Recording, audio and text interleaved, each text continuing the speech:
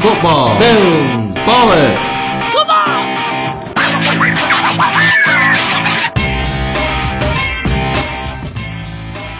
Yeah, welcome to FFB number 17. So a bit of background to this episode and the next one. We're basically recording this one today, going out and having a little bit of a drink tonight, and then hopefully recording one in Just the morning tomorrow. So listen to them back to back for the full experience. But yeah, here we are yet again, taking a look at the last day of the Premier League that's coming up and looking back at the season as a whole. We'll be doing a hot take on a new Arctic Monkeys album, which seems quite divisive as we speak on the day that it's being released today. And then all the usual shit, so my turn to pitch a film, and Jake reminds us about a monstrosity that is Video Nasty, Cannibal Holocaust, and some European Cup final trivia. FFB and Ting at FFB podcast. Yeah. Can I just say, right? Yeah. You've still got the shorts on. You're not going out that. I've got my primary podcasting shorts on. Because I'm dressed ready to go out already. Oh, yeah. I've got my jeans here. Oh. A Vec belt buckle. But you don't believe with wearing jeans inside? No, I can't stand it. Brit was sat in the house for more than 20 seconds with her jeans on. What are you doing? What are you doing? I just think I think I posted this on the Twitter account. People who wear jeans in the house are just creepy. Yeah, yeah. Unless someone important's coming around, but then again, I don't even do that. I just wear my shorts. I think what's nice. weird is it's nice out. Coming back from work and staying in your office gear. Because like Chantel just sitting at work, dressed out whatever for like an hour. I'm like, how can you do that? It's I'm like straight upstairs getting my comfies on after getting your hard day at work. Yeah, I do. Well, I would say I do that, but I just put my comfies on as soon as I wake up. Straight. Yeah. Go out in them. Obviously, I'm not going to show you up. I'll wear my jeans out when we go. Yeah, that's fine. Also, we're recording a little bonus. Of course, yeah. Release down the line somewhere. Very special. Jake's excited. Well, I'm not. Kevin James's new stand-up special on Netflix. Yeah. Never Don't Give Up. Funny title. What can you say? I know. Yeah, wrestling nickname. Yeah. Well, I'm going to say before you do that. What's my wrestling nickname from last week? It was the best Brexit there ever was, the best Brexit there ever is, and the best Brexit there ever will be. So you'd come out to the song Jerusalem. Yeah. On a big red bus, chucking pound coins into the audience. That's like the reverse gala, isn't it? Like, have you ever been past a milk float with the gala session and you just throw pennies at them? And when you win a match, you'd smash 2 cans of Tetley's Smooth together and chug them. Probably take about 30 minutes to do that with Tetley's. Since we are drinking, because we're having to withstand a Kevin James review. Oh, is that right? I did have a Tetley's can in my fridge. I should have brought it. But you should. I'd like to try that because I like ale, but is that that's like old man different level thing, isn't it? Bitter. I can't imagine what it'd be like from a can. And then your finisher would be Big Ben's Big Bong, which is a top turnbuckle suplex. Because it'd make a big crash. Exactly. Big Show and Brock Lesnar's 2000. You'd add a little sound effect onto it when you're watching at home when you hit the mat. Well, it'd be silent then now, wouldn't it? Because they're repairing it. Yeah. Jesus. That's an atrocity, isn't it? According to the Daily Mail. Who cares, really? Well, I like that. My wrestler nickname this week is in keeping with the show, Power of the Quick Dish. Yeah. Which is a mix of Quick Dish, my awesome feature that'll be on later on, and Power of the Punch, William Regal. It's good to get away from Brexit. A lot of them seem to be Brexit themed, and we talk about Brexit far too much to say it's. To be fair, the only time I think about Brexit is for the show.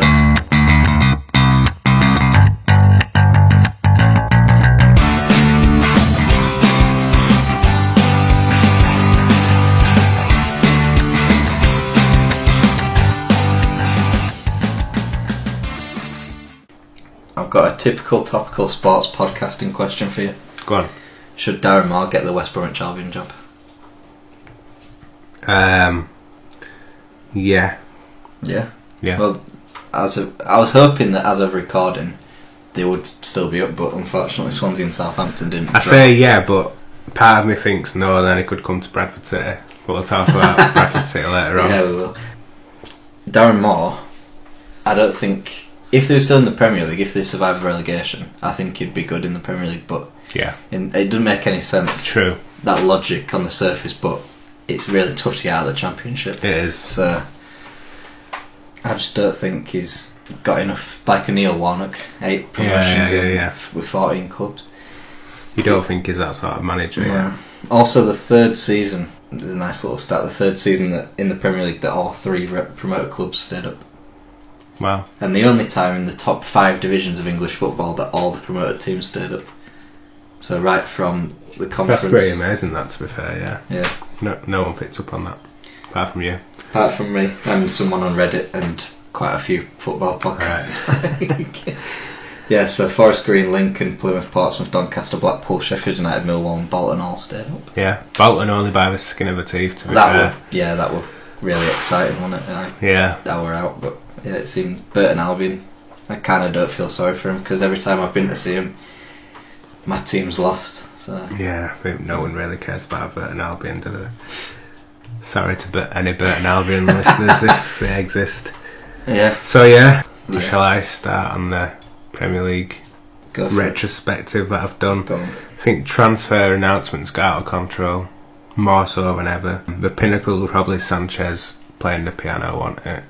Oh, do you mean the announcements? Yeah, definitely. And some weird Rudiger storeroom video. Yeah, it's some woman, some really, obviously works in the Chelsea shop, and she goes into the back room and she goes, Mr. Rudiger, can you please print your name? And he goes, holding up a shirt, and it's weird. He played shit the other night. Yeah, it's moved on now to contract signing announcements, hasn't it? Did you see Firmino did like a no-look sign? So you got him walking in, signing his name, looking away, and that was it. Oh, is that because he scores tap-ins and he doesn't look? Yeah, exactly. Right, yeah, well, yeah. Sadly, comedy gold, is it? Well, you tell that to Liverpool. There's a lot of WhatsApp group mock-ups. Yeah, Aston Villa. Really shit. I don't think. I'm not really a big fan of football clubs on social media. The Bristol City stuff for the celebrations, that's quite cool. Yeah. But no, it's just very monotonous, I think. It's getting that way, isn't it? Another weird thing that happened this season, and quite recently to be fair, was the media's weird relationship with Harry Kane. Yeah, it's fucking bizarre. Yeah, we all like Harry Kane as English people, wanting him to do well, and then hopefully that translates into doing well for England. And I think Spurs have always had quite a good reputation as a club and all this, and he seems like an alright guy, but then it all changed when he sweared on his daughter's life, but it's scarred. Yeah, that's a bit too much. I don't get people who swear. He doesn't look like the type of person who'd swear on his daughter's life. No, he doesn't. It does seem a bit strange. Out of character. Yeah, Have you and seen then that joke? The banter just came flying, and Pochettino, also sort of out of character, came to his defence like he'd been in a really personal tragedy or something. It was honestly, all it was a few hundred people taking the piss. And the jokes got very old and very unfunny now, so no one's taking people are more taking the piss out of people taking the piss. Yeah, exactly. If you know what I mean?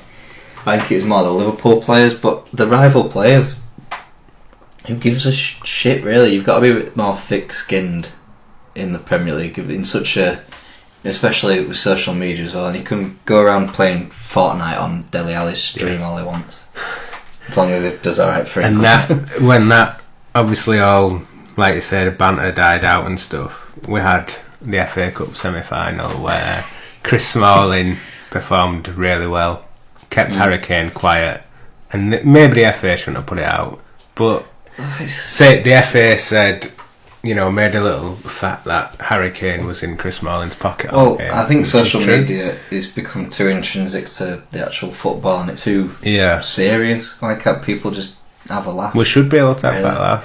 I think it was weird coming from the FA because it's 2 English players involved, and you're implying that one of them has dominated. But would it be worse? Would it be worse if it were Marcus Rojo and the clip was of him, and it's not 2 English players? Because that would be worse. Yeah. But the FA there are celebrating an English player. Yeah, exactly. But if it was Smalling against Aguero, then no one would be have a sick problem. if the FA did. I think that'd be well cool, like taking shots at. Yeah, like Tesco Mobile. That's a really good. That used to be a really good Twitter account because it was like out there and taking the piss, throwing shade at everyone else. I don't mind that. I think that's good. Yeah, but and then it was again like everybody carrying on like Harry Kane had suffered really badly. just because he's claimed it goal. I know. What about Chris Smalling in the situation? Can't you just big Chris Smalling up? Yeah. It won't really more about Smalling anyway. Well, yeah. So. I think half of it is because he's not fully fit, Harry Kane, really. I mean, he scored a goal on Wednesday night up my football league FPL team. They're saying he's starting to get World Cup nerves, aren't they, really? I don't think he's getting World Cup nerves. I just think it's more the fact that he ain't fully fit and they brought him back too early. And he just needs a couple of games under his belt. Yeah. And he'll obviously be in the squad, unless he's broken his leg. Definitely, yeah.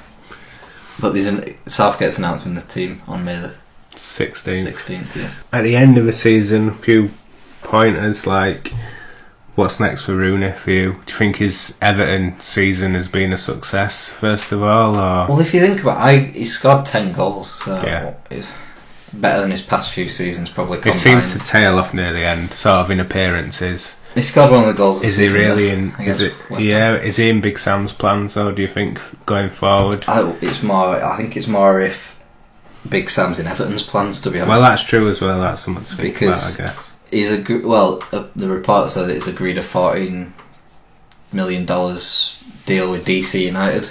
Yeah, Rooney. Yeah. He's then come out and said that he wants clarification on who's going to be manager, because they've had Sam Allardyce. The owners run a little survey to say out of 10 how well is Sam Allardyce doing. Right. Which is. So do you think that's Rooney saying he don't want to work under Big Sam? No, it's more. I think he wants to know who the manager is before he makes the decision. Yeah, before he commits to it. Because if they then bring in like Paulo Fonseca from Shakhtar Donetsk, I don't think he'd want him. Yeah, that's a good point. Do you think it'd be a little bit too early for Rooney to go to America or some sort of that sort of place? He started so young, didn't he? So yeah, I think he's going to be retiring in the next 3-4 years anyway, because he's only 30, 31, 32. Can't be much older than that. No, 60. He's 32 this year. So he's not gonna. He's had a fucking long career. I don't think he's not like the type. He's not built to have like a Ryan Giggs 25-year career. Yeah, he's more. But he's nowhere near that, is he? Because he's only been like 14. Well, 2002, I guess. 16, so 16, yeah. So I mean, he's not done fucking bad, has he? No, by no means. But there'll always be a few people who says that he has, which I have no idea where anyone can get that from, apart from being sort of anti-Man United and. I think he'll go. Blaming it on a few bad tournaments for England, which I guess is quite a big deal to a lot of people. I think he'll go because Sam Allardyce will probably go. Yeah, you reckon? Where's Big Sam going to go next? I think Sam Allardyce should just stay in the bottom half of Premier League. Destroy an exit. No, not like that's Pardew's job, that, isn't it? Yeah. Allardyce is more like he should never have left Bolton. No, he should never have left Bolton because they were doing so well, and then he leaves for Newcastle and then drives them into the fucking ground. I think he's more of a purist type manager where he plucks. Does a lot with a little rather than loads with lots of money. What about Wenger?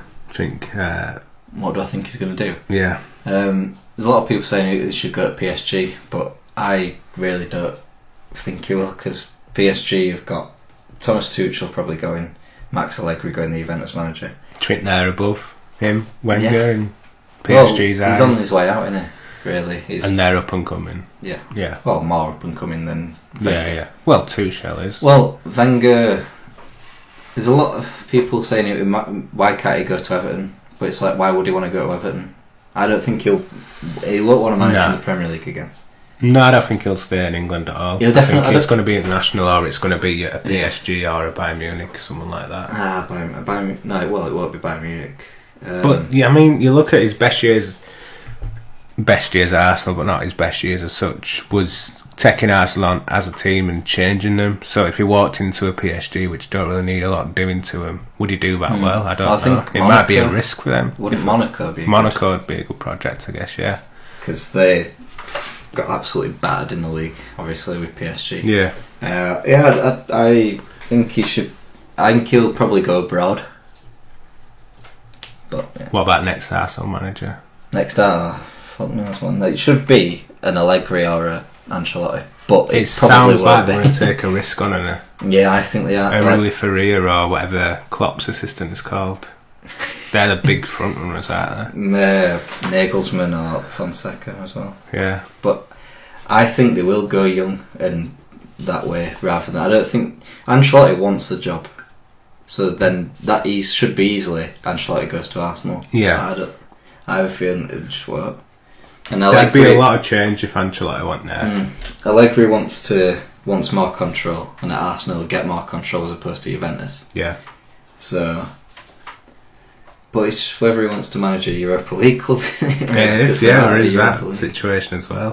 I think they'll end up getting more of a coach who isn't that different in playing style, because Ancelotti is a manager and he plays a lot differently than what Wenger does in terms of style. Yeah, but they need something different. They need something different, massively different.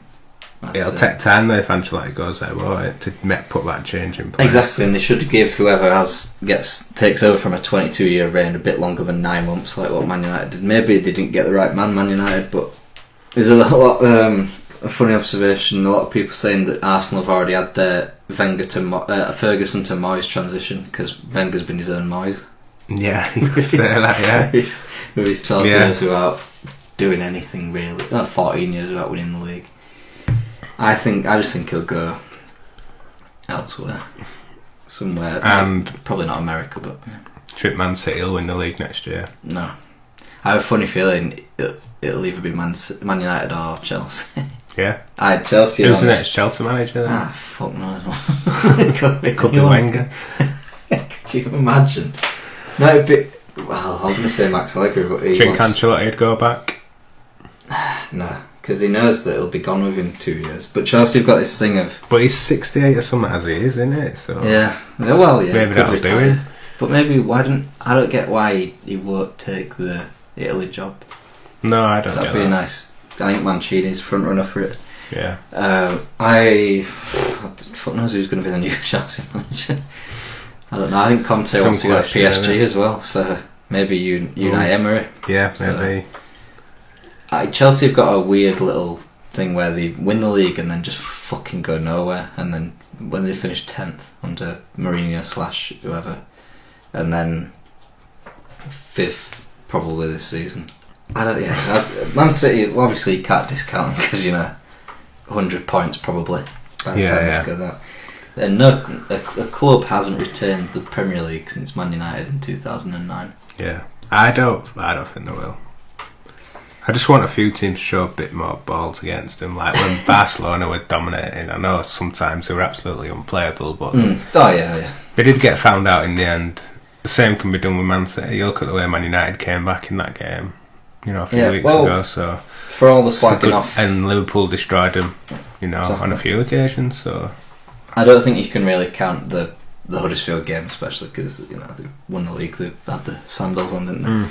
I think it'll be a lot closer because United, even for all the slagging off that the media have done to Mourinho and Man United, they've improved about 12 points or whatever, maybe 15, and they've improved from 6th to 2nd and might have an FA Cup. So we always think it's going to be like a 6-horse race. Yeah, and that's what we like to think. But I think it'll be more the usual United Chelsea City. Yeah. Which is, I think it's more, if the top 6 is split into 3, it's like that. I think Conte's just got fed up and started fucking his team pretty much. I don't really know Man City could kind of sign. I think surely when they've done that well, they've signed so well, and it's just like, well, they'll need, you reach a pinnacle, don't you? Midfield. I think they need midfielders because Fernandinho's old, Yaya Touré's going. Yeah. Fabian Delph isn't. But then again, they play like a weird. They just play Fernandinho and then just 6. Exactly. It's fucking weird. But it works, so you can't really. They'll obviously be favourites by a massive margin. Not this in Premier League, but yes or no, can England win the World Cup? No. Okay, move on then. I found that sound like Phil Jupiter in Mike Bassett, England manager. I don't know if they can't win the World Cup. because we've got Germany or Brazil in quarters. I reckon we could pump Brazil, but Germany have always got his number, sort of thing. And Spain and France. There's too many good teams. I'd fancy Spain or France. I think France will be France will be the flop at the tournament. Really? Yeah. I think they're going to absolutely blitz it, like Brazil 2002. I think they'll just go all the way and absolutely. Yeah. When That's probably the last time the favourite is. The team on paper has won it. Well, Germany. Well, you could say, but I reckon Brazil are probably more favourites than Spain. I think when the last time a South American team won a World Cup in Europe? Don't ask me that, God. Has it even ever happened? It has happened, I'm sure it has. I'll do some editing to make myself look really good here. Yeah. How's it going? I was right, 1958. Last time a South American team. It never happened. Sweden. So they beat Sweden in the final in Sweden. So yeah, I think we could do Brazil in the World Cup. Yeah, I'd fancy it. I'm judging it on the Germany sticker I'm worried books. about. Belgium I'm worried about. I keep having nightmares that Belgium just bumpers. I think Belgium are going to be strong. Belgium are like us 10 years ago. Yeah, I think, that's what I think of France now though. Nah, France are more of a team. I don't see leaders in that team, really. See a lot of good players, but no men. Do you know what I mean? Yeah, but is there any in any team really now? Nowadays, games have gone a bit more. Got James Milner if he came out of retirement. If he came out. David Wheater if he came out. No, a Germany team, you know, you've got Muller there. Yeah, he's always going to score goals, and he's scored. Has he scored 13 World Cup goals already? Yes, he'll probably break it at this tournament or the next one if he's there. Yeah, I think Germany are always favourites for me. They'll always do well. Anyway, that were only meant to be a yes or no question. So. I don't think they'll retain. No teams retained since 1962. Yeah, Brazil. Retaining it. What have you got on a football quarter? FPL, Fantasy Premier League. It's been a topsy-turvy season, hasn't it? It's been fucking mad. 22 points in it. I caught you up on a massive gap after Harry Kane played every night and scored every night. It was more March because I just fucking forgot about it completely. Yeah. And then I've turned my team around. I plopped Pascal Gross in and he scored for me last Friday. The other night, yeah. So there's 22 points in it. There's a £20 note riding on it, isn't there? So there is. You've got. We're both playing a 3-5-2. Am I? Yeah. I don't even know what it is then. I don't know if you've got my proper team there because I've made changes again. If you've made changes again, I'll bring mine up and I'll read it out. Well, I'll read your team out. Jordan Pickford in that. Yeah, that's still right. Yeah. Tarkowski, Maguire, and Zabaleta on defence. Yeah, I'm doing a 3-5-2. Yeah. Richarlison, Salah, De Bruyne, Lingard, and Pogba in midfield. Yeah. And then Giroud and Firmino. Yeah. Firmino's. If you win, Giroud's won it for you. Yeah, that's is that why you've got him as captain? Yeah. Well, I might change it. You got to listen to the press conferences, haven't you? And look out for any things that people may or may not play. You might say I'll give Morata one more chance to start this season. No, because Giroud played on the weekend and Morata played midweek, didn't he? And he played shit, so he'll play Giroud probably. Well, I've got Harry Kane, Gabriel Jesus, Sterling, Zaha I've brought in because they've got West Brom at home. West Brom have got no to play for. That's true. Gross, De Bruyne, Lingard, Ben Davies, Vertonghen, Matt Lawton and David De Gea. And who's your captain and vice captain? Harry Kane's my captain. Jesus. This is it. Jesus is my vice captain. Harry Kane can make or break anyone's season, can't he? Well, I think he's got half my points, to be honest. Yeah, that's what I mean. Almost 90. I've had him in and out, but whenever I seem to put him in, he's never done that well. Exactly. So. I just stuck with him. I took him out when he was injured, brought him back in. Yeah. Very good. What about the leader of FPL in the world? Do you know who that is? Stuart Broad. Is it? Yeah. Really? The English cricketer? Yeah. Fucking mental. That's bizarre. I don't even know what you win if you win the whole thing. No, I don't think you win anything. Good. Good. Well, I've got the top 5 of my most exciting Premier League final days. Top one, well, it's in no particular order, but chronological. 1995, Blackburn and Manchester United going for the title. Yeah. Man United need a win and hope Liverpool do them a favour. Yeah. Liverpool beat Blackburn. John Barnes and Jamie Redknapp scoring 2 second-half goals to turn around an early Blackburn lead. Meaning, Man United going to Upton Park. And Brian McClare's equalised in the 52nd minute. They just need to find one more goal because they're 1 point behind as it stands. Andy Cole's missing chances left, right and centre. And it finishes 1-1. Blackburn with the little money influx that they got. Yeah. What's he called? Jack Walker. Jack Walker, yeah. I was going to say Taylor. Jack Walker won them the league. And then they went down 3 years later. So whenever I think about that now, I think about on Supersonic when they're all watching it. Have you seen that? Yeah. And Bonard gets a fire extinguisher out. Second one, 99-2000. This is probably one of your favourites. So Bradford are 2 points behind Wimbledon, and they need to beat Liverpool at home, whereas Wimbledon have got to go to Southampton and get something. David Weatherall, bang, 12th minute header. Yeah. 12th minute, yeah. And then Marion Pahars and a very young Wayne Bridge, before he got swindled out of his wife, scored for Southampton in the second half, plummeting Wimbledon into the relegation zone. Bradford stay up and then get absolutely decimated the season after. Yeah, seems. Wimbledon have never come up from that. I'd still love Paul Jewell for that, but And his Wigan run. who knows, maybe he'll be the next Bradford City manager. Fuck off. Tap out there, can't we? 2005, arguably the most exciting Premier League survival race of all time. 4 teams, bottom 4 teams all in it. Norwich on 33, Palace and Southampton on 32, West Brom on 31 at the bottom of the table. Southampton go ahead through a John O'Shea on goal. Yeah. Yeah, I think and then Norwich just get pumped 6-0, so forget about that. Man United end up eking out a 3-1 win, 2-1 win. They beat Southampton anyway, so Southampton are relegated, Norwich are relegated. It's down to Palace, who are at Charlton, and West Brom, who are at home to Portsmouth. Jeff Horsfield. Yeah. Bang. A legend. Jeff Horsfield scores, but Andy Johnson puts Palace 2-1 up, so Palace are up, West Brom are down. Jonathan Fortune. Kieran Richardson gets all the plaudits for this game, for this day. He's the one I can see in my head getting hoisted up. Yeah. He scores a second goal against Portsmouth, so he didn't even score the winning goal.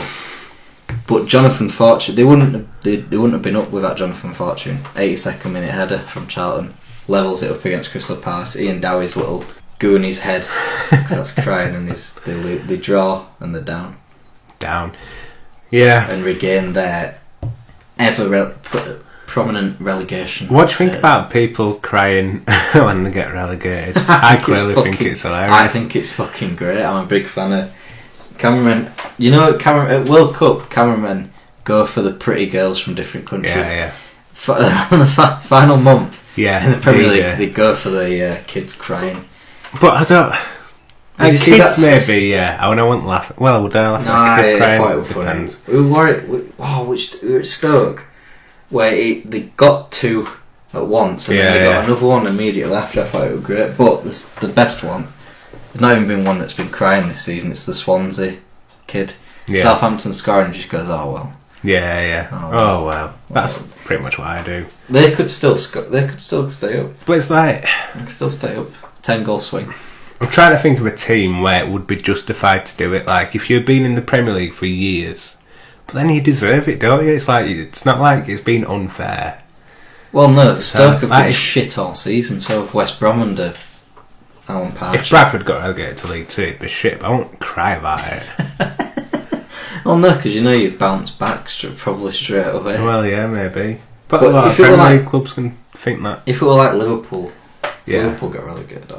Never happened though, would it? Well, it wouldn't happen. It happened on my Football Manager save. Do you want to know how I'm getting on at Football Manager? No, not really. Go back. Do you want to know how I'm getting on at FIFA? No. Signed Ashley Young for Bradford City. 1 million. Pretty fucking light. 35 years old. Yeah. Burak Yilmaz as well, but anyway. Burak Yilmaz? Yeah. Oh, Turkish centre forward, yeah. Typical Turkish. This is underrated, this one, 2011. 5-way fight to stay up. West Ham are already down. You've got Blackburn, Wolves and Birmingham above the drop zone. Blackpool and Wigan above, below the drop zone. I was proper rooting for Blackpool this day, even though they were playing against my team. Yeah. G-Sun Park breaks Blackpool. Yeah, it did. I remember that. But Blackpool go ahead 2-1 at half time. And at half time, Blackpool, Birmingham and Blackburn are safe. Wolves are playing Blackburn and they're losing 3-0. And the goal difference is fairly close. Birmingham down. Birmingham lose to Spurs. They're down. Anderson scores the equaliser. He doesn't score often, but he just scores to send teams Blackpool down. But then probably the most heartbreaking moment, Ian Evatt scoring an own goal, putting through his own net. Yeah. The winning goal, and then obviously United get a fourth through Michael Owen, I think it was. Yeah, I think so. Wigan get a goal in the last 10 minutes through Hugo Rodallega. What a guy. As you would say. And Wolves claw 2 goals back to stay up. And by the end of the day, despite having 39 points each, what Huddersfield have got less than this season, Birmingham and Blackpool both go down. Blackpool scored more goals than Liverpool that season, who finished 8th. Blackburn 43 points. Stay up, Wigan stay up, Wolves stay up. And then the final one, obviously, I don't really want to talk about this that much, but it's the Aguero goal. Yeah, well, it's got to be in there, isn't it? / QPR Bolton scrap to stay up. United have already won the game. City are 2-1 down. Joey Barton, conspiracy there, Joey Barton got sent off to help his former Man City teammates. How many of them would you actually know? No, none. Stephen Ireland, maybe. Joe Hart. Yeah, Joe Hart. Kiki Musampa. No, he did play for them then. Maybe a company. Company were there a long time. Still is there, obviously, but... Joey Barton, I don't think, was there. He was there when they had like the little first direct or whatever bollocks they had on the shirt. First choice. Wow. First choice, yeah. Anyway, Dzeko and Aguero scored in the last minute. And with Bolton drawing 2-2 at Stoke, despite a Jonathan Walters penalty, your boy. Good player. Yeah, QPR don't need to score again, and they're up. They stay up. Yeah. Skin of the teeth. Man United, the closest Premier League title race ever. The only title race finished on goal difference. Yeah. Sad days for a United fan and a Bolton fan, obviously. Yeah. Top 5. Good round up. Enjoyed it. Yeah. Think it'll be an exciting one this year. No. No. Have you seen the games they've put on? No. They've put Southampton and Man City on. And then they've put... That's the only relegation one they're doing. And then they're doing top 4, battle for top 4. Liverpool versus Brighton and Chelsea and Newcastle. When Chelsea probably will win, but it won't matter because Liverpool only need a point up to Brighton. So Bradford City situation. Yeah, go for it. I'll edit that. Smooth. So for I don't know if to say my club, but well, you've got a season ticket, haven't you? I have a season ticket for it's Bradford City. So local to us. Sacked the manager. Well, not sacked the manager again. He But left. Simon Grayson don't want to be there. He left. So a lot of fans are going crazy, thinking, "What's wrong with the club? What's wrong with the owners? Because we can't get a manager who wants to stay." My first instinct is, why do you want him to stay? He was shit. First of all, he didn't do what we wanted him to do. He didn't deliver exactly. When did they finish? 11th. Yeah. So the next manager for me, they've come out and said yesterday they want a head coach, which everyone has also been pissed off about because they're saying we need a proper manager. What's the difference between a head coach and a manager? Manager does more stuff. Is in control of everything. That's what people seem to think. Right, so that every team has a group of coaches and he's the top coach. Yeah. And that's what a manager is, surely. So he's not handling transfers? Yeah, well, this is it, yeah. No, probably not, because they've also said, even though we haven't got a manager, we're going to keep on recruiting players. I don't agree with that. No, I don't agree with But we've got a head of recruitment. That's like having a chief scout. No, so yeah, it's like having a director of football. That's the director of football, really, isn't it? That's what we need. They need a director of football because otherwise the chairman is the director of football. So the head of recruitment's not standing on the touchline every week, though, is he? No. Oh, she. So why? I really don't fucking get that. So you're supposed to. So say you were the Bradford City manager and you get 7 new players that you've never fucking seen or heard of before, and then you're supposed to coach them and then get promoted. That's it. But it does happen in Europe and stuff, doesn't it? Yeah. It does happen here. Yeah. It must happen here sometimes. Alan Kirbishley resigned from West Ham in 2008 because of it. Kevin Keegan. But I think Stuart McCall was involved in getting players in. Definitely. I don't think they're doing that bad of a job in recruitment. I think whoever they get as a manager / coach will still have a say in who he signs. But we trust Greg Abbott, the head of recruitment, to do it as well. And they've signed some good players, and they've brought some good young players through since taking over the club. I think they need it's going to be tough to get someone who will work under that model. That's the issue now. Because I'd love like Mick McCarthy, but he won't take any bullshit. He won't do that. Neil Warnock. Well, he's not. No, but Paul Jewell, why not? Well, it's what I mean, and Darren Moore as well. I think Darren Moore would be alright with it. And I think there's young managers at the same level who'd be alright with it. Because you've got Harry Kewell, you've got Lee Bowyer, players like that. Not players who were players recently. Yeah. Who might be alright with it. Who might just want to be a coach. I think Harry Kewell's got more of a project on it. Crawley, though, even though they're a division below, I think they're going to probably get promotion. I think two people who could do it are the 2 guys from Salford who've left. They've but left, have they left because they didn't have enough as a say as they wanted? What happened above them? They've resigned because of the board. Yeah. So probably not. Probably not a good idea. But I don't think they're at that level anyway. I think they've been boosted by a lot more. I think a former player would be good, or someone from Europe, because they do. That's how they do it apparently. But you can't expect to be a David Wagner 2.0. No, you can't. So I don't know. They could bring in. It'd probably be like some fucking Phil Brown. Phil Brown would be good. Phil Brown. It's been a good joke saying at least he could bring his tanning beds and sort the pitch out. By making the grass grow with some UV rays. I have seen the pitch is fucking usually atrocious. What do you think Phil Brown's doing of a Friday night? It's got a bit of light on it. Or do you think he's pretentious and goes to somewhere nicer? Yeah, it is. Yeah. I think that, I don't think he'd be a good choice, but it'd be funny for us because then we could do a bit on him each week. Yeah, it'd be good. He will. Be good for the podcast. I don't think he will go. No. What do you think we're going to get promotion next season? I have no idea, to be honest. I'm not as pessimistic as everyone else because of these owners. I don't think they're the worst thing ever. I think there's been positives and negatives. Yeah, I don't see the problem in. I think we need to be realistic with not a big budget, but the teams that have come down possibly don't have as big as a budget as Blackburn and Wigan did. Sunderland. Well, they've been bought over, haven't they? So we'll see how big their budget is, I guess, this summer. So maybe Sunderland aside, I think we can take everyone else. We've got some good players who were out injured. Depends who goes up on playoffs, because it looks like Charlton won't go up because they lost at home last night.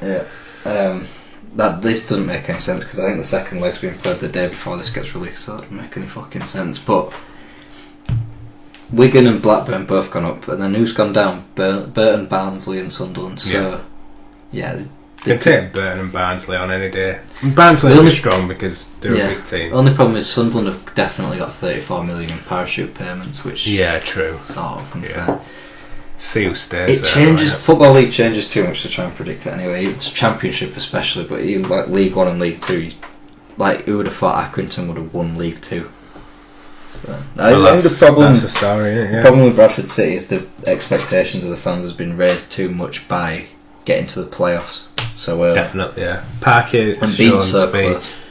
But the way he did it were based on loan players, so it's if you're happy with that. I don't think people realise that there's always decent players you can get from the Championship who look good in League 1, but you're not going to keep them.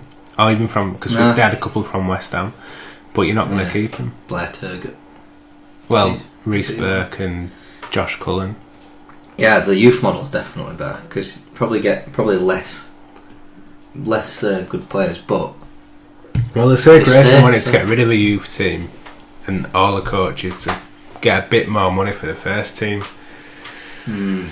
But if you find like 2 or 3 really good youth players, you can go up. without spending. Yeah, as well, and we don't have a good history of spending a lot of money. They bought Aaron McLean a few years ago, and he did shit. Yeah, I don't remember him He doing were a big anything. name signing. So we'll see what they do in the summer. they bought Jake Reeves, who were out most of the season. I think he's a good player. And there's a few who've been out injured, so I'm optimistic, probably more optimistic than a lot of people. Yeah, it does seem to be a bit turbulent, doesn't it? It is.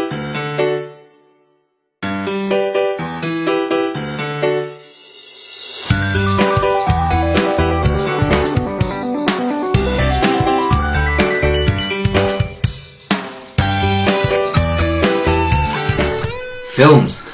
Can I do your pitch? Yeah, let me pitch an absolute masterpiece to you then. Yeah. Does it include one Kevin James? Wait and see.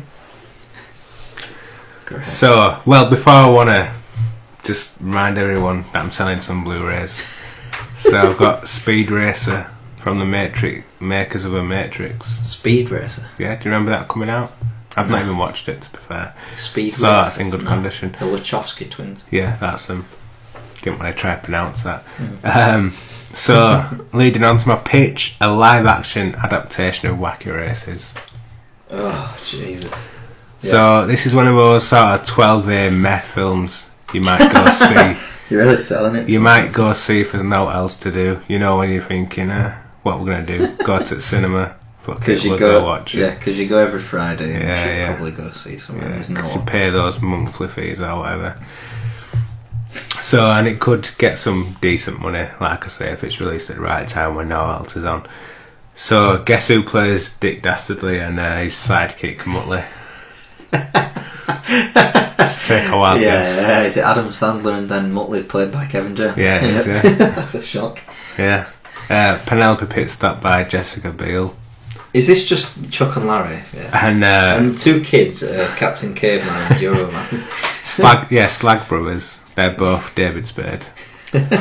So it's a race across America in this hilarious comedy caper produced by Billy Madison Productions, obviously. Happy Madison Productions. That's the one, Happy Madison. One of the most loved cartoons comes to life for summer 2019, featuring cameos from a now forgiven Louis C.K.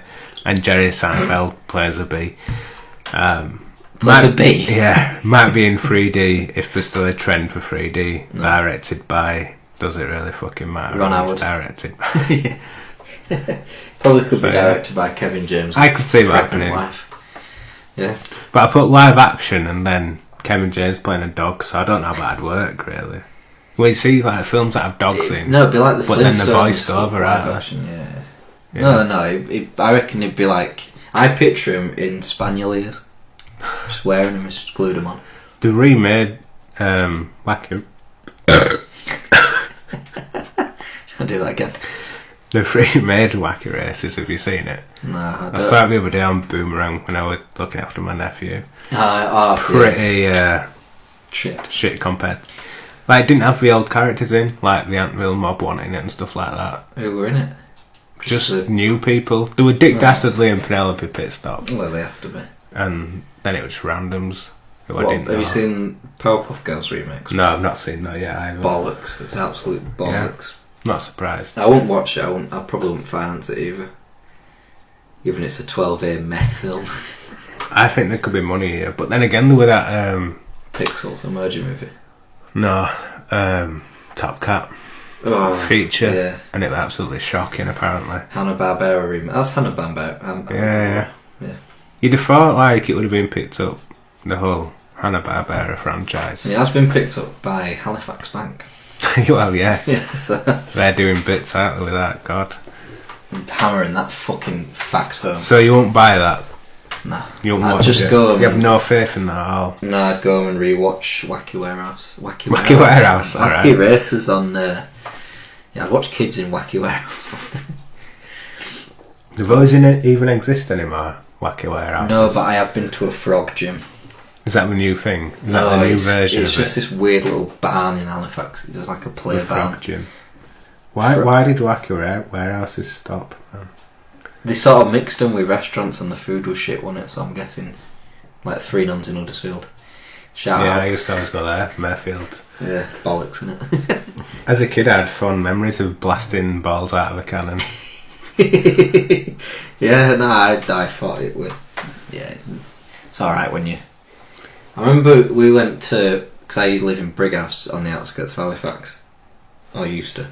And we had one of our own, and I thought that was better than Wacky Warehouse, because every time you went down Wacky Warehouse slides, they give you electric burns. Right.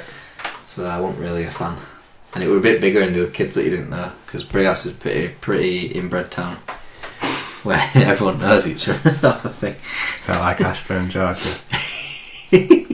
Yeah, 57% of our viewership on 2 views, which I've got onto audiobook. Yeah. Do you want to do your review before I do a review? Review? Got a quick review, haven't I? Have you got a quick review? Sure, right, yeah. What are you reviewing? Just to refresh. Oh, fucking hell, yeah. So, yeah. My other half won a competition. Yeah, you do yours first, because I'll bring the move through down. local radio station, Pulse 1 or Pulse 2? Pulse 1 she listens to, but Pulse 2 listeners were there as well. Obviously So basically it was the opening of a new cinema in Bradford called The Light, which is pretty good, to be fair. I'm not slagging that off in the slightest. The Light it looks a pretty good cinema, and it might be quite good if it if it's managed in the right way and all that jazz. But we got told it was a 12A film. Right. That was 1 hour 45 minutes long, and I wish they hadn't told us that, because obviously me being me, I had to look at all up films that were coming out or were out. So they didn't tell you of the film? No. So I worked it out. That's a bit dangerous. I worked it out yesterday morning, and then I told her, I said at lunchtime, I think I've worked it out. Trying not to show my disappointment as much. I just said, I think it's a new Melissa McCarthy movie. She said, oh yeah, have you seen Bridesmaids? No, I just like Bridesmaids. I've not seen it, so I can't really comment. But I've not seen any of her movies, but that's probably just out of choice. It's not your favourite actress then? So, Life of the Party, it's called. I think her husband and her rate together, because I think her husband's Ben Summit and they're right together, and I ain't Ben Stiller. I wish. But to be fair, it wasn't awful. Great review that. It wasn't I gave awful. it. I said to Chantel, I said I'll give it the 6 laugh test, and she was counting every time I laughed, and I was trying to hold a couple of laughs back, so like just out of spite. But I'd say most of her laughs were in the first 20 minutes, and then it sort of wore off and wore down a little bit. A lot of shit comedies do that. They front load the laughs, and they try and mix the laughs with serious story, and comedy serious story doesn't fucking work. That's it. There were some bits, and I didn't know if we were meant to be serious or not. It was actually nice to see, because it's set on a college campus, because it's about her going back to college after her husband leaves her, and the daughter's at the same college. So that's your premise. And when I see a college comedy that I want, because it were a 12 it wasn't like gross out, stupid. Bad grandpa. Yeah, it wasn't that sort of vibe. It were a bit different. But then there were bits I went to try, is this serious? Or, like I laughed at a bit, no one was laughing at, and I thought, maybe I went to land. I don't know, I just couldn't work it out at times, but yeah. Do you think she should be more of a supporting actress rather than a lead role? No, because I think people do go see her films. I think she's the female equivalent of Kevin James. Do you reckon? Well, they use her for... Was there a lot of fat comedy in it? They want any fat jokes in it. Fuck, really? No. Oh, nice. That's actually fucking refreshing. Yeah. Well, do you want the... she said something about liking cheese, not about it. I like cheese. Yeah. I like cheese. Cheese is the way forward. And she referred to her vagina as a Google at one point. Yeah. Alright, should we move on to something less horrifying? Yeah. Cannibal Holocaust.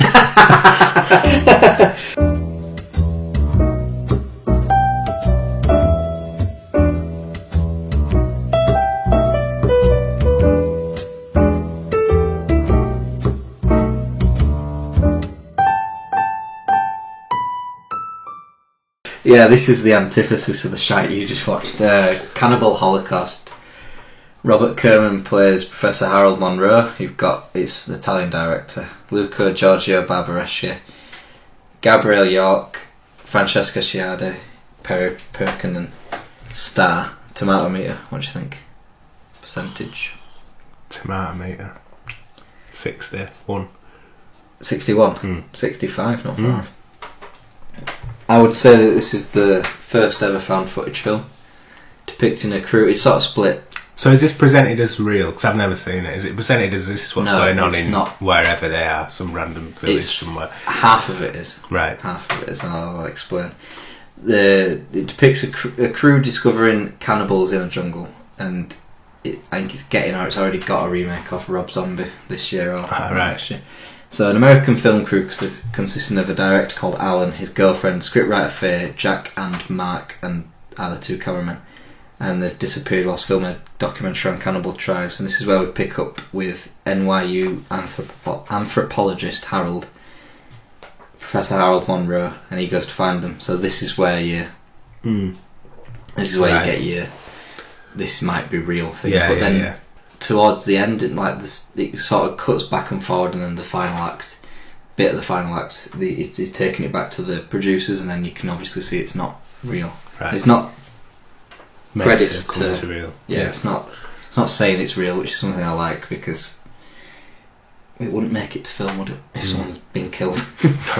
Like, 3 Guys, 1 Hammer didn't make it with Paramount Pictures, did it? So Jesus. so and then Harold's group, they encounter all these cannibals and shit, and they come across a hostage, and then they exchange a hostage for access to a tribe, the Yakuma tribe, and then they stumble across 2 more tribes, the Yanomamo and the Shamatari tribe, warring factions, and then in the end, to gain their trust, Harold bathes naked and is therefore taken to a shrine where he finds the remains of the previous filmmakers. Wow. Yeah, and he trades a tape recorder for their surviving footage, which he then gives to the producers back home. They, obviously, being primitive, think this tape recorder is magic and shit.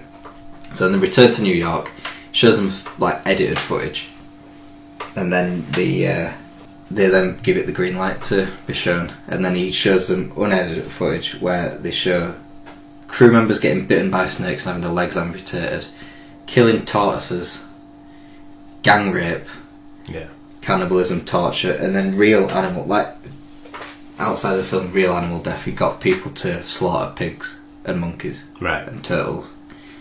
So, and then he forces them to not show the footage in the Professor Harold Monroe.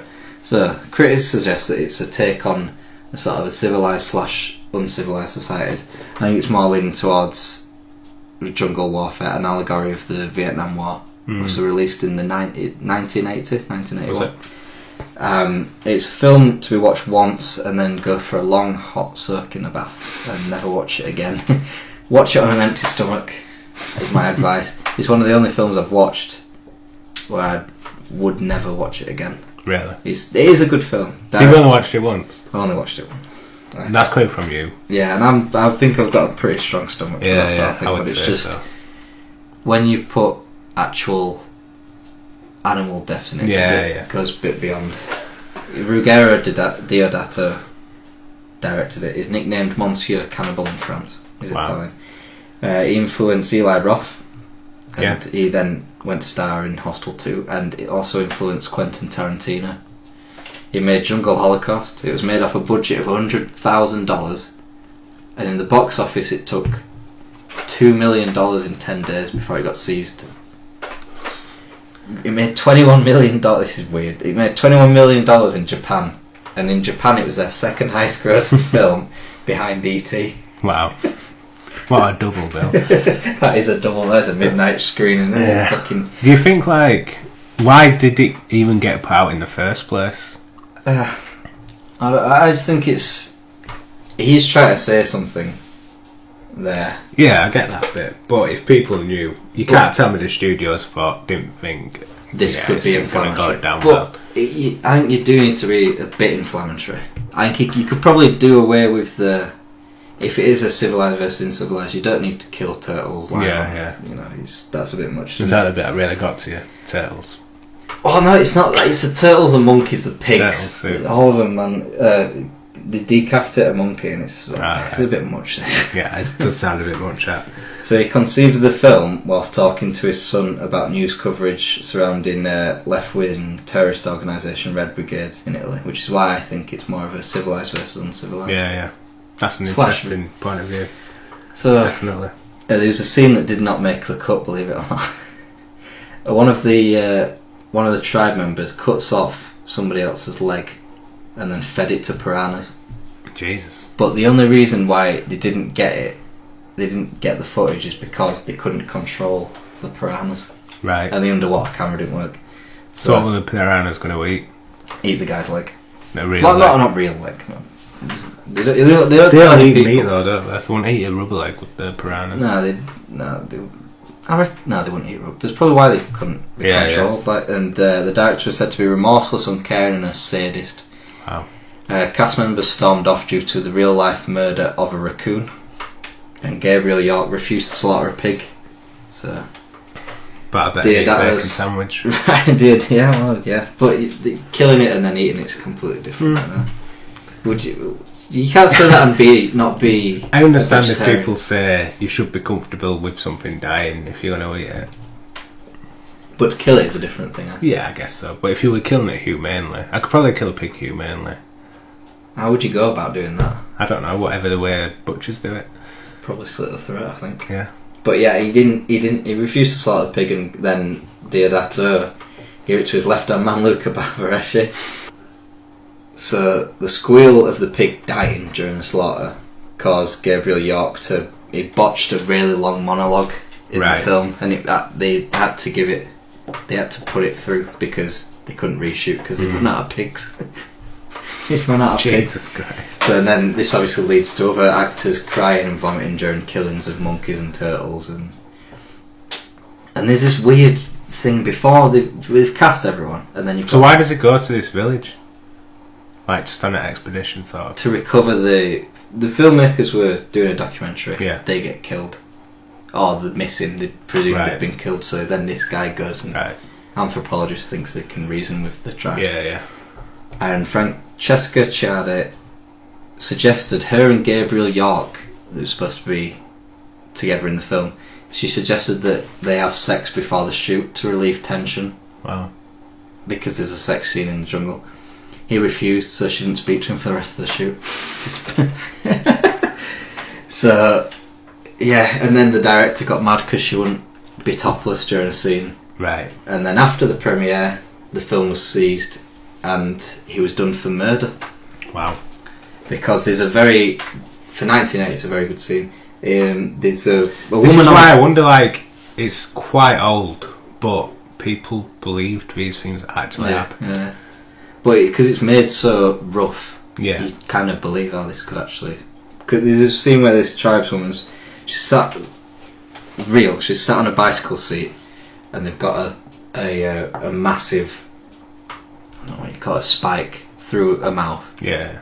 So it's like a stumpy 2-foot spike that she's holding in her mouth, and because she's sat on a bicycle seat, it looks like she's been impaled because covering the bicycle seat is another spike that's on the ground. I see. So it looks like she's been impaled in a spike.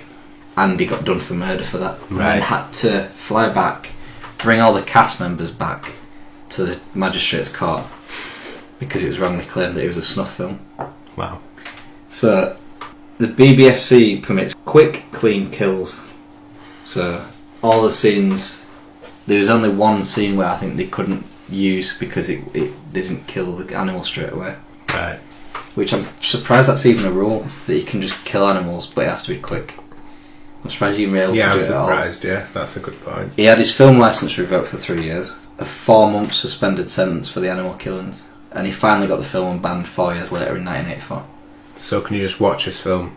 Yeah, you can. It was released straight to video to avoid banning in the UK, obviously swept up in the video nasties, but was released in 2001 with 6 minutes cut, and then 10 years later got full release, which was the only scene that got redacted was the killing of the raccoon, which wasn't a quick, clean kill apparently. So. Poor raccoon. Entertainment Weekly did a list of most controversial films of all time. Guess where this was? Number 1. 20. Really? Yeah. Basic Instinct was 19. What? Because a bit of Bush. Yeah. The Warriors was 14th. Really? Yeah. Fahrenheit 9/11 was 3rd. Clockwork Right. Orange was 2nd, and Passion of the Christ. Really? Was What about first. Salor? I thought that'd be near number 1. I don't think it's on the list. No, And Human Centipede and all that. I think it would be before. No, would it be before then? See Huddersfield doing the Human Centipede. What Yeah, about that was fucking bizarre. That one. Yeah. Yeah, why don't they ring up Tom Six, the director and producer of that, and try get him in? It's weird that Tom Six, the guy who does Cannibal Holocaust, his wife produced it as well. Right. That's some fucking weird marriage. Yeah. Well, you do see and hear about couples like that in films. Seem to find each other in the end, don't they? So on Friday, the day we're recording, Arctic Monkeys have released a new album, the 6th album, Tranquility Base Hotel and Casino.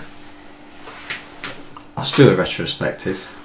Yeah. Whatever people say I am, that's what I'm not, and Favourite Worst Nightmare, I'll group them together. 2006, 2007, more like a punk rock, observational shit.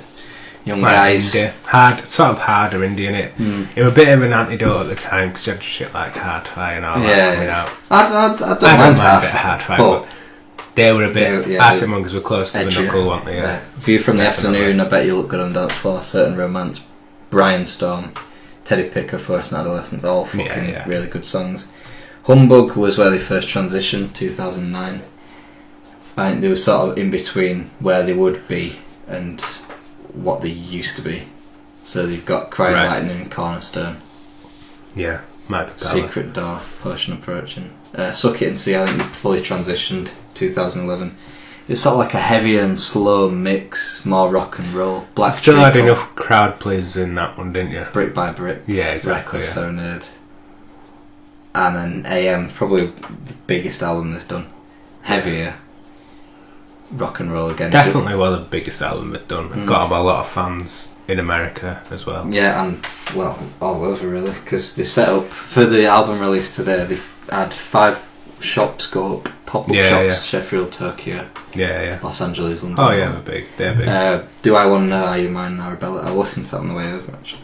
So yeah, so I think with the hiatus that it's been 5 years since released. Don't feel like 5 years. That's mad. No, because we were halfway through. 5 years and a Last Shadow Puppets album in between. Yeah, that's why I think because it's the sound from AM to this is completely different. I think they've skipped a transitional album, which is you could argue that Last Shadow Puppets one. That is transitioning into this. I think you've still got a kind of. For me, I know this is like Set on the Moon or whatever it says, but it's got some Wild West vibes in there as well, and I think that came through Whatever You Come to Expect from the last album that I did with Miles Kane. You called it a futuristic western. I see it like that. It's like Westworld. Is that like the film? Yeah, Westworld or Cowboys and Aliens? Yeah, I thought of Cowboys and Aliens as well. But I see that because it just feels like, especially when 4 stars out of 5, it's like a motel in the middle of nowhere. That's a fucking good tune. That's one of the catchier ones. But basically, the bottom line is me and you both fucking love it. Yeah. A lot of people don't. Yeah, we said it's divisive, and then we're agreeing. But yeah, there's so many good songs on it. We're in agreement though, because we were both born when we were born and kind of grew up with the band. He's 32 now, so I mean we're a little bit younger, but we're still kind of grown up knowing they're about from beginning to where they are now. A lot of people jumped in at AM, which isn't and a good worked jumping their way point, I don't backwards. think. But then surely if you've got the perspective of looking back, then you know they've changed the song, because AM doesn't sound anything like Favourite Worst Nightmare. There's no like. It sounds more like it than the new one. Well, but this is more like a soul. Whereas AM has like hip hop, rock and roll sort of inspirations. This is more. Well, that's what I said. It was like Dr. Dre Beats with his lyrics, didn't it? Turner. So. This is more David Bowie soul as well, sci-fi. I find it hard to make musical comparisons with this one. I thought sort of the first couple of albums John Lennon did reminded me of I think lyrically, Alex Turner always tries to be John Lennon. Yeah. Sometimes a bit too much. I don't think. Maybe sometimes in this album. But I feel like John Lennon got quite cutting politically after, definitely, when he left the Beatles and those first couple of albums, when he wasn't really asked about if people loved it or not. And I feel like Alex Turner now don't give a fuck if people love it or not. Well, are they in a position where they don't have to be? Exactly, yeah. I mean, lyrically, it's probably one of the best. I mean, the best lyrical song they've got for me ever is probably Arabella. Yeah. I think it's perfect the way it all flows, and then obviously you've got like earlier stuff, like Fake Tales of San Francisco is another. That's a banger, yeah. For the lyrics, I think there's songs like 4 out of 5 and Bat Phone, which Bat Phone is coincidentally a song about my girlfriend. It's a take on modern life, pretty much. Losing a life through a handheld device, getting sucked in through a hole. No, that's one of my favourite lyrics.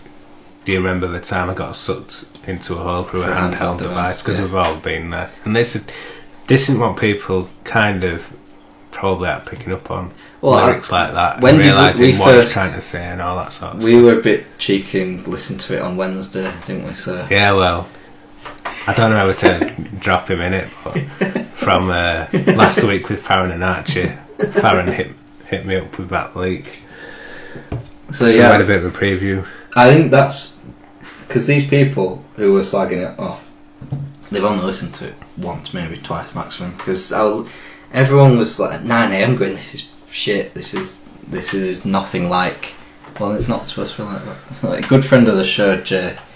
Some made people the point. Go on, Jay'd be a good barometer. He made the point that Pigeon Detectives are dead and not releasing any more exciting music because they've only had one sound and not evolved. Have they? Yeah, exactly. Or what have they ever have? They've had.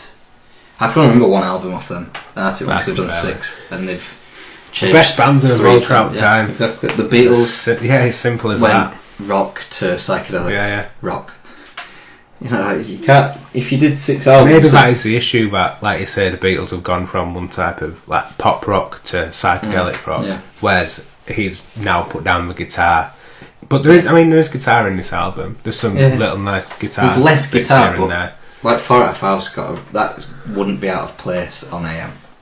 The last album. I agree with that actually. But lyrically, I think the best line is "There ain't no limit to the length of the dickheads we can be" from She Looks Like Fun. That's my favourite. That is good. Brit's Verdict is. I haven't actually had the chance to listen to this, but you've always had it on, so it's annoying me.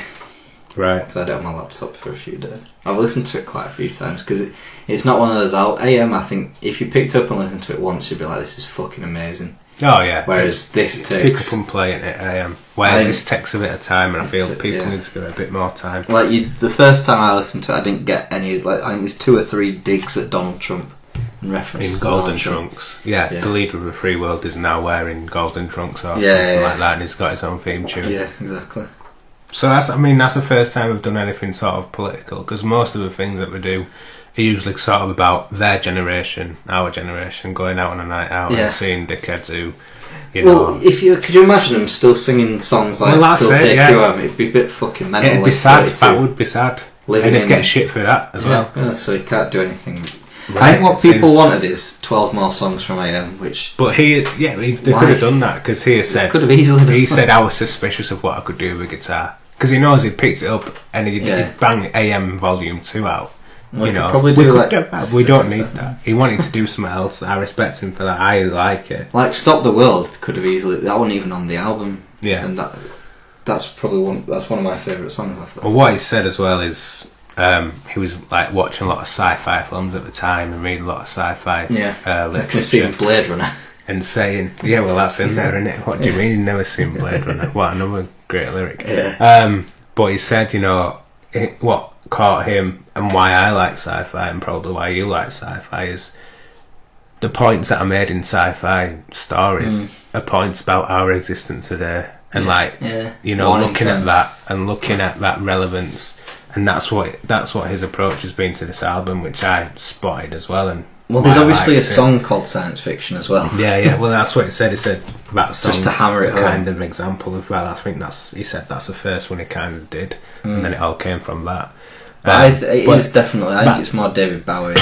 That sci-fi thing. It's like, you know, Black Mirror being a social commentary, sort of wrapped up in that futuristic setting, but Star Trek did it in the 50s, where it put racism in a different thing, and it kind of becomes a bit more palatable than you know, the news or whatever. And for me, this is why I like this album, because it's just, there's bits in there, there's lyrics in there, and the last song, Ultra Cheese, that's one of my favourites, which is brilliant, where it says that's we've got pictures of a wall of friends, but I don't know if we're friends anymore, because people will show these friendships off on Facebook and stuff, but 5 years later they probably don't speak to the person. That could easily be on Humbug or and then it says after that, I get freaked out by a knock at the door. So it's like real human interaction is dead. It freaks people out. Maybe. Yeah. I don't know. I think there's two reasons why people aren't picking up on it, and it's because you either aren't listening to the lyrics and understanding what he's trying to do, or it's just a generational thing, which I suppose you can't really blame people for. Everyone approaches someone a different way. People get around to it eventually. Yeah. So. Hopefully. Like, it took me a lot longer than I was expecting to get Suck It and See and Humbug. Yeah. So, I love Suck It and See from the go. Yeah. I think could be my favourite one. Yeah, well, I haven't got Humbug or Suck It and See, but I've got the other three. This might be my favourite one though, do I dare say it? Ed's been liking it. Ed likes Ultra Cheese when I've been singing it to him. Yeah, obviously a final point as well, and you know the song Tranquility Base Hotel and Casino, the eponymous track. You're the actual clerk in it, aren't you? Why is that? There's a lyric and it says, "Good afternoon, Tranquility Base Hotel and Casino. Mark speaking." Please. That's my alter ego. Please tell me how may I direct your call? Yeah. This has been a long episode. That is catchy as well, that song. And 4 out of 5 is catchy. 4 out of 5. If you to jump into it, and those you don't like... If we ever do singles, those will be the two. I don't know, I think it'll be Star Treatment, 1 Point Perspective. Bat Phone should be, because it's one of my favourites, but it won't be. And then obviously 4 out of 5. I don't know about the other one. There's fucking some good... She Looks Like Fun, probably. That's quite an easy track to get into. That's a bit like Bad Habits on the last one. I don't really think it represents the album as a whole. It's a good little tune. Guy from Tame Impala doing it. Courtney, something Courtney. Yeah, I feel like that don't represent the album, but it is a nice little ditty. I think it's up there. It's definitely up there. I can't say any of the albums are bad. It's no disappointment at all. People... Well, if you knew their career, it's just sad. If you knew their career, it is an Alex Turner album, really. It is. Matt Helder's on point. Should it have been? But apparently, he said to him, he played it to them, and they all loved it and wanted to do it with him. So, well, yeah, exactly. But Matt Helder's boss, you know what I mean? Matt Helder's, I think, is a bit underutilised because. Well, he does a lot of the synth work. Yeah, he does. Yeah. But in Are You Mine, he's fucking world class. That's his album, really, isn't it? Yeah. So.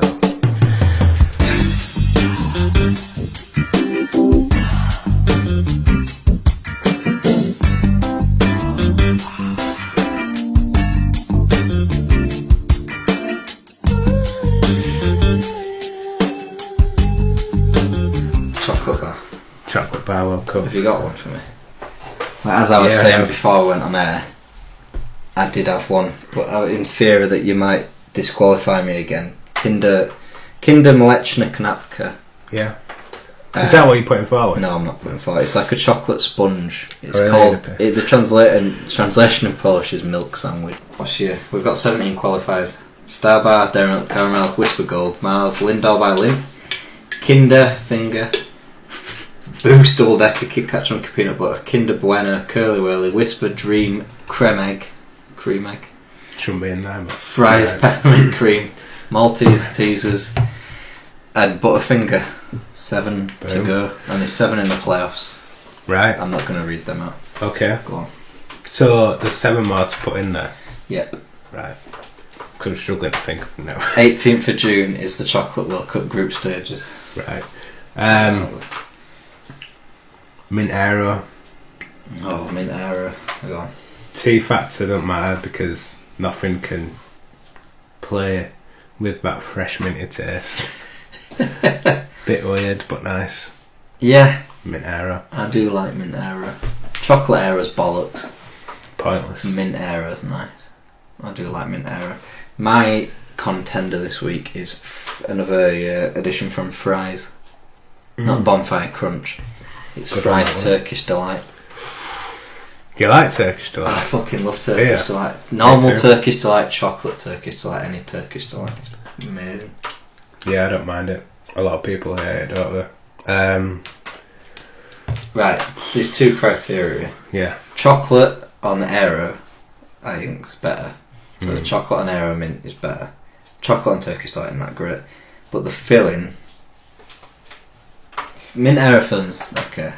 It's average and it's like, it's not dog shit tier, it's not god tier. Right, I'd agree But with the that, yeah. filling of Turkish Delight is definitely up there. If you had a Champions League, it'd be Bayern Munich in terms of filling. Jesus, I don't have to go that far. I would.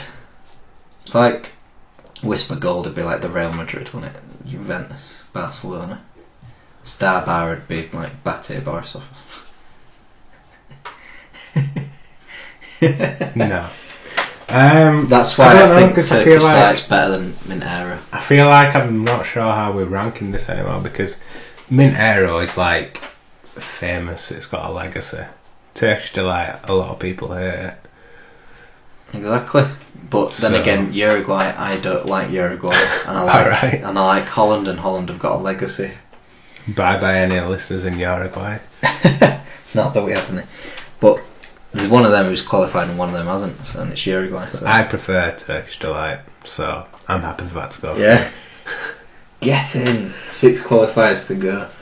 Turkish Delight makes its way into the Chocolate World Cup.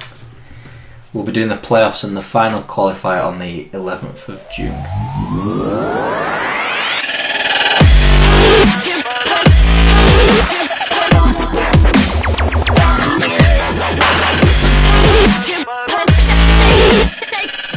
CX Barry.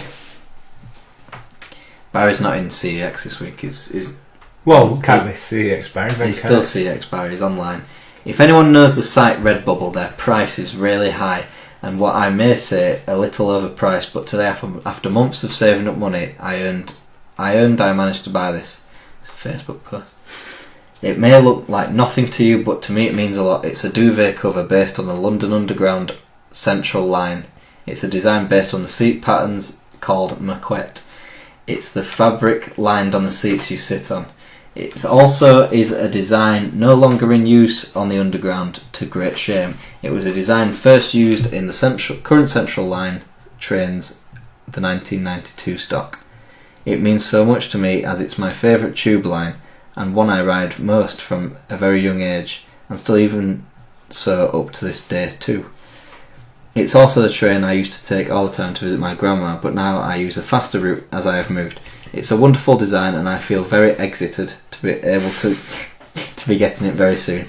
I shall plan to put out a YouTube review video of it when it comes out, and I hope that all my YouTube fans, subscribers and everyone on my Facebook will love and enjoy it. So we now know he's into London Underground and he's getting bed sheets. So it's from London.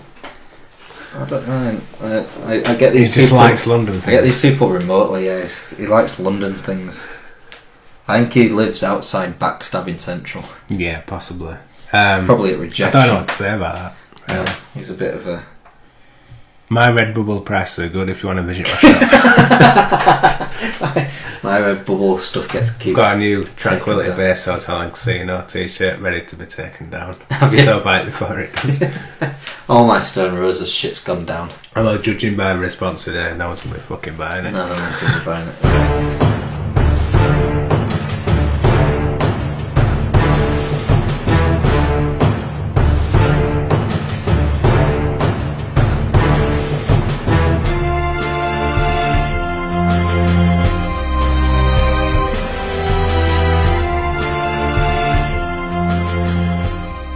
Challenge AJ.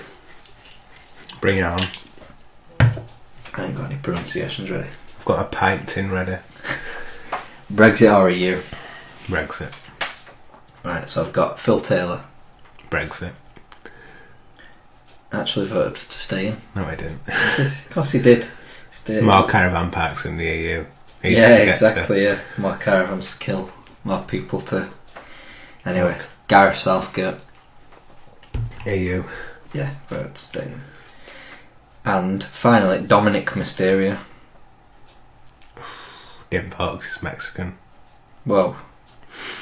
Well, he's British national. Why he performs in Preston Town Hall every weekend and Wolverhampton the weekends is not in Preston. Guess where he voted? In or out? Out.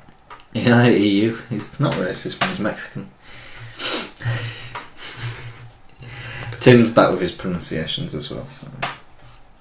These are hold on. Yeah, these are Norwegian teams. Hamat Kamara team. Eh? Fuck off, Tim. Can I see the spelling again? Yep. HMA. I did miss the N towards the end, but this is another Norwegian team, I think, or Finnish, either way. Michelin Palaliajat. That one actually, that way. Yeah, so Tim's been to the Baltics again. He's back in the Baltics. He's lapsed again. He hasn't had a good time of it with his wife Lisa. I think she's ready to divorce him. But I won't speak ill of them. Baby song. This is. Is you playing a famous song on a child's toy? Yeah, it is. Yeah, it's a good song as well.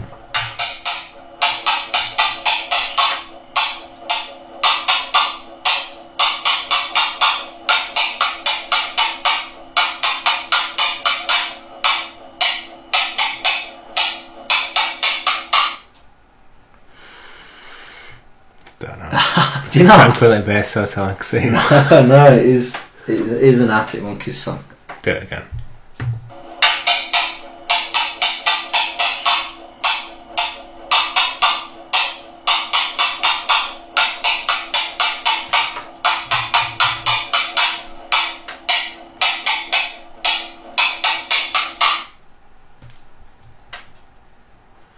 Do you not know? I don't know. Really? You got it out, yeah. I thought you'd get this immediately. Ah, fuck's sake. Kicking myself. Yeah. It does sound like it does. It was the hum in the background that threw me off. I thought it sounded sci-fi. What, my fridge? Yeah. Is that how we recorded the new one? Probably did it in my kitchen with rats. Yeah, fluorescent adolescent. So you got 2 out of 6. Oh well. Good try. 2 out of 6 ain't bad. No. Says Meatloaf song. Have you got any relegation zone? I don't. No. So well done for that. Cut that bit. I have a conspiracy. Do you? Yeah. Oh, just to let you know as well. Got some Rayo Vallecano top of the league with 4 games to go. They are. So Bebe's definitely going back next year. Bebe played 90 minutes, didn't he? He did.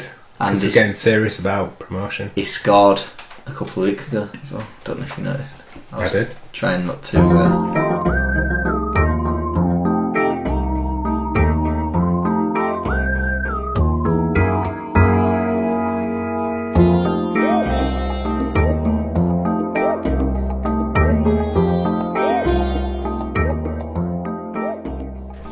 So my conspiracy is a real life conspiracy. As opposed to the fake ones you've been doing all this time. So, Huawei phones are Chinese. Huawei? How do you say it? I don't say Everyone's got their own way of saying this brand. I don't say it. Some people say Huawei, so Huawei phones. Like Benjani Mwaruwari. Do you know what I mean? That guy with the pointing celebration. Go on. Huawei phones. So he works at Phones for You now? Are you even still going? I don't know. Would you get a Huawei phone at Phones for You? Maybe not. Yeah, as long as it banged in 20 a season, it kept me up. Huawei phones are Go on, sorry. Go on. banned in America because they're Chinese spying devices. What do you reckon to that? Yeah, it's just true. They are. You can't buy them. They can't, but but you also can't buy Kinder eggs in America. So, do you think they're actually Chinese spying devices? Because we've got them over here, so we need to think about it. I don't know anyone who's got a Huawei. Not yet, Or but a Benjani tell you what, phone. in the year, someone at work said she's going to get one. I nearly Does said she? no because it's Chinese. It's a Chinese spying device. Well, what about... there's no car. There's no real car companies that have made it big over here from China, have they? They do like Plastic shit. cover bands sort of thing. They do homages to Rolls Royce. Yeah, rip-off. But I don't think they are, because how could they possibly get that past? I'm pretty sure the Benjani phone would have... They'd have more bases around the world, not just in China, wouldn't they? I don't know. To produce the... Why do you need another base to export it to another country? You don't really, do you? Well, you don't, but then again, you've got Poundland shipping food from China to Ireland to Germany just to sell in the UK, so... Not saying that Poundland's on a par with So you don't Benjani. think Huawei phones could be Chinese spying devices? No, just because it's Chinese. Would we be, say, having the same conversation if they were South Korean phones? Maybe. But then Hyundai we couldn't spying think- cans. South Korea is Sony and Samsung is South Korean. And they're everywhere. Sony's Japanese. Is it? Yeah. There's some Samsung's- sure there's some Korean. Samsung's Korean. Yeah. Hyundai is Korean. Good breed of car, that. But they're probably just a badge on a different chassis, aren't On a different chassis. they? Yeah. Yeah. Like my car is essentially a Toyota Aygo. It is a Toyota Aygo. Oh no, it's a No, it's Peugeot not. 107, isn't it? Exactly. But they're also Citroen C1s as well. Exactly, yeah. There But you go. my car's unique. Alright. Ford Fiesta. So that could be an American spying device. Jeez, yeah, old Gerald Ford, yeah. Not Henry. Gerald Ford, Henry Ford. Gerald Ford's the fucking president. Yeah. Have I think you got any evidence to back this up? well, that it's true that they've actually been banned. Yeah, so have Kinder eggs. Kinder eggs are Yeah, banned. but they're in not America. Dutch spying devices. They're German spying, whatever Kinder is. Yeah, but they could be, because you could put shit in the toys. The cameras are very tagging device. sophisticated now. I just think... I think it's Is this possible. based on... Have you made this up? No, it's actually happened. You can't buy a Huawei phone Yeah. in America. So... Yeah. There's lots of things But that's you a can't buy in conspiracy, America. isn't it? Lots of things you can't buy in America. Yeah, but it's the reason why it's a conspiracy. Isn't it? Right, yeah. But surely if they were going to spy on them... Right, so the reason why they can't sell them in America is because they're suspicious Yeah. that... They're spying devices. Yeah. See, I might buy. A Huawei phone. Well, I don't know. Hisense are supporting the Russian World Cup. What if they're Russian spy TVs? Hisense TVs. I've Well, been looking at their logo, they've but I been- don't know what the fuck they are. You can get Hisense TVs. I don't want a second telly. There you go. So, but I'm scared Putin's going to be watching me. But then again, some smart TVs, they can only get you if they're smart TVs. So they can get you. So Huawei phones could be spying devices. Huawei don't do What about TVs. Alexa? Is she a spy? Yeah, I think she is. Yeah, I do. I don't have one though. My mum No. does. My mum was. When we went to Lake Windermere, the guys in the room next to us, who we do know, had an Alexa. They took thing. an Alexa with them. Yeah, because it's good as a speaker, and I didn't realise that. You can just say, play this song, and it'll Yeah, play well, it, yeah, I know which that. is pretty appealing. But then again, that shit would not be plugged in My- all the time in my house. Not a fuck chance. that, no. My girlfriend's parents have an Alexa, and I was round there last week, and I was feeding my son in the. It was just me and him, and nobody was saying anything, Yeah. and it just said, "Sorry, I can't do that right now." And I was like, "Okay." You need to say open the pod bay doors. Yeah. Open the pod bay doors, please. Hal. Alexa. Please, Alexa. Sorry. Yeah. No, I don't. No, they're not spying devices either. They're just. I'm a bit suspicious of that. You are kind of giving your life away, but I suppose I Google a lot of weird shit as well, and that's all. And I'll you're on record Facebook, somewhere. so you know you can't really That's it, I complain guess. about Alexa if you if you live You're people who fucked live, if you have kids though, because if you do want to use it as a speaker, they're just going to turn it, put their songs on. Well, How do you stop your kids from Yeah. just hijacking it? sew the mouth shut like in Saw 5. You thought about doing that or something?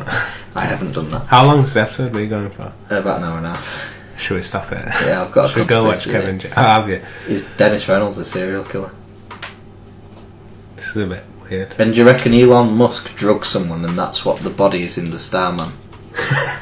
Yeah, that is a good conspiracy. And that's why they've got the Don't Panic TV on. Yeah.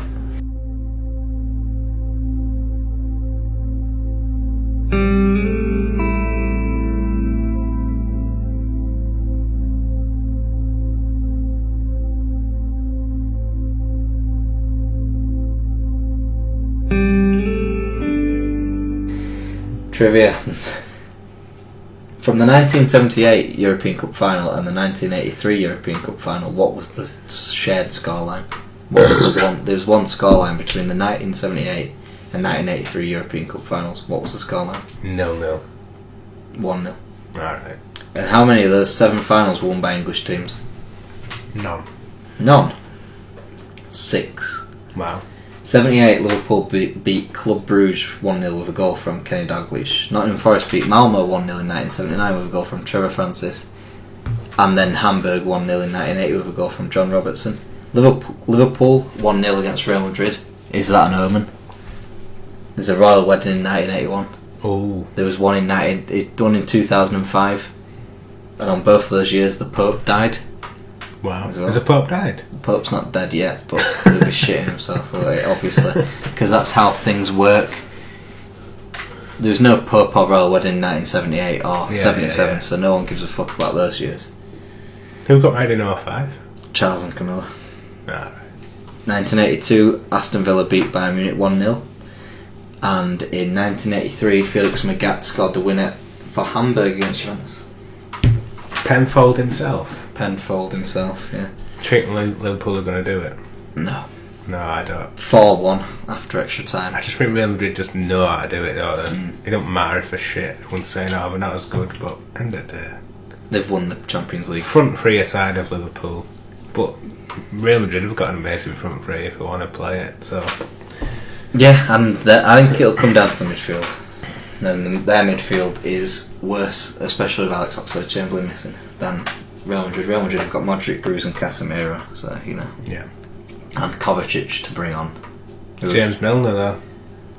Want to twat a ball into the opposition's goal with his face. Nah. Yeah. No. Anyway, we'll be back next week with episode 18.